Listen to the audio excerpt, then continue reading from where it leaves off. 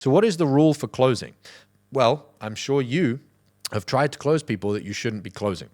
I'm sure also you've closed people and then they've refunded or they've got buyer's remorse and they've quit. I'm sure also that sometimes you've wanted to close someone, but you just haven't been able to figure out how to close them.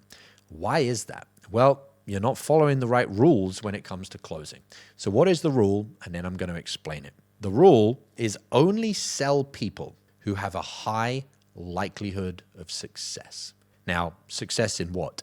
Whatever it is they're trying to solve by enrolling in your program, product, or service. What determines if they have success? Well, it's the way they go into that engagement. Are they going in with clarity? Are they going in with enthusiasm? Are they going in with commitment?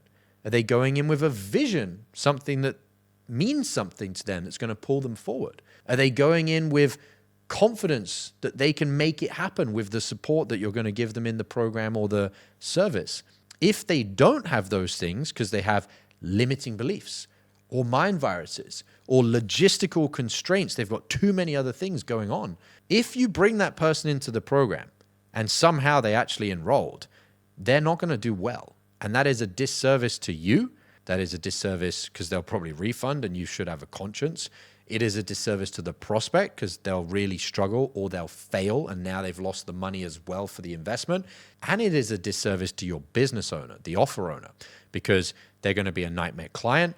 They might leave a bad review. They might quit. They might want a refund, etc., etc. So you need to only sell people who have a high likelihood of success, which means through the discovery conversation, you're not just gathering data on what is their current situation that they want to move away from and what is the desired situation they want to move towards. You also are gathering data on what is the likelihood that they make that shift. So you need to understand their mental models, their life right now. If they got a supportive partner or an unsupportive partner, if they got a lifestyle that means they've got the hours to do it. Every single thing that crops up in the discovery that you think, that's a red flag. I don't think that's going to help this person be successful. You have to address it head on. This is also why the way I teach closers prevents you getting into objection battles. You don't have to do 20 minutes of objection handling because when you run a proper scriptless discovery and you're really concentrating and you're following these rules, you're so present and you're so unattached to the outcome, but very attached to what's right, that you actually uncover all of the truth, what's really going on. And if I find on a sales call, there are things that are not aligned for this person to have success, I have two options.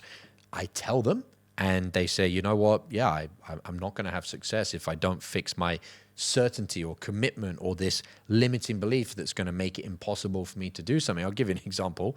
We were doing our weekly live training inside the Unicorn Closer Mastermind, and we were doing an example of a fitness role play, so selling somebody to get into better shape. And the prospect was saying, I don't like healthy food. I don't like them. I don't like healthy food. And if you're selling fitness, one of the things you're going to have to do is stop eating junk food and start eating healthy food. So what did we do? To keep it short, we basically had a conversation with the prospect about, well, are you willing to eat healthy food to get the body you want? Or is that not something you're willing to do?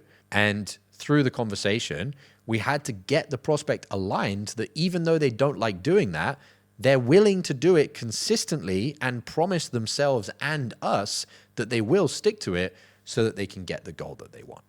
If I'd have moved forward to enroll that person, knowing that they don't want to eat healthy food, but I'd manipulated them in some way to enroll, or even if the prospect had said, you know what, I don't want to eat healthy, but I want to get in shape. Here's the money. I want to do the program. You would have to say, hold on, I'm not willing to enroll you right now because right now you have a very limited likelihood of success. And here's why. Anybody that comes into this program to get the body they want understands that they need to eat healthy as one of the core components of the process to become in good shape, healthy, and get the body of your dreams. That is something that you are currently not aligned with because you say you don't like the food and it doesn't seem like you have been eating healthy or you're willing to eat healthy because you don't like it. And so at the moment, as far as bringing you into the program and you getting results, we don't have alignment. So that's how you would do that. And all this is based around the rule that you only sell people who have a high likelihood of success. And there's going to be only 3 camps. People that no matter what you do, they still don't step into a place psychologically, spiritually, emotionally, physically, where they're actually going to be likely to have success. You try your best and you have to just say, hey, I'm sorry, but we don't have alignment for these reasons, and therefore there's nowhere further to go in this call. It doesn't happen very often if you know what you're doing, but it happens sometimes. The second camp is the people that are not aligned, and by going through realigning them with things, by discussing openly and honestly and upfront where the misalignments are, and putting the mirror back on the prospect and saying, how do you feel you're going to hit these goals, if your fitness goals, if you don't eat healthily? They said, well, I'm not. Do you want to change that, knowing that to do that, you're going to have to eat these foods consistently, and it's not just a thing you do now, you're going to have to continue eating those foods to maintain the body. Now, through all of those conversations, the prospect in the second camp chooses, not forced, not manipulated, not blackmailed, not heavy-handed sales objection handling. They choose, by you holding the mirror up and inviting them to a new way of behaving, you know what? I want this, and I'm going to be aligned with what's going to make it likely for me to have success. That is the second camp. The third camp, you just go through your normal discovery process and they answer all of your questions on the data, and you're thinking, okay, I've got the data and they're aligned to having success, the way they're showing up as a person, their beliefs, their behaviors, their energy, their vibe even. I feel that they're going to have a high likelihood of success. And you have those 3 camps. But you never, ever, ever try and sell someone that is not in one of the other 2 camps. If they're in the first camp at any point, or if they're still in that camp by the end of the conversation, you don't sell them. And what's really cool is that when you do the right thing, which is, I'm going to sell people only when they're aligned to have a high likelihood of success, by having the conversation through that lens of that's when I'm going to close, people feel that you're genuine. They feel that you're authentic. They feel like you wanted to ensure that they're going to be successful before taking their money. And that is something that is communicated, not just verbally, not with your tonality, but through the ether, through your energy, through your aura, that you're a good person that's trying to do what's right and ensure not only do you enroll the person, you take the money and you get a commission, but that they're going to have a high likelihood of success.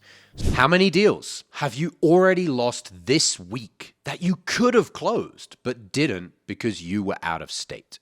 I'm not a fan of sales hacks, but if there was one thing you could do before your next sales call to raise your closing percentage, it's using my patented pre-call checklist.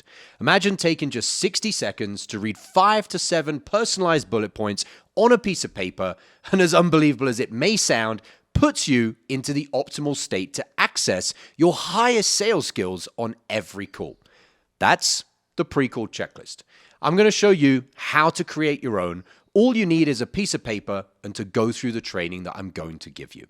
Thousands of salespeople have used this framework to close more deals, and you can have your own for free. No strings attached, in a matter of minutes. Click the link below this video, enter your email, and grab it right now.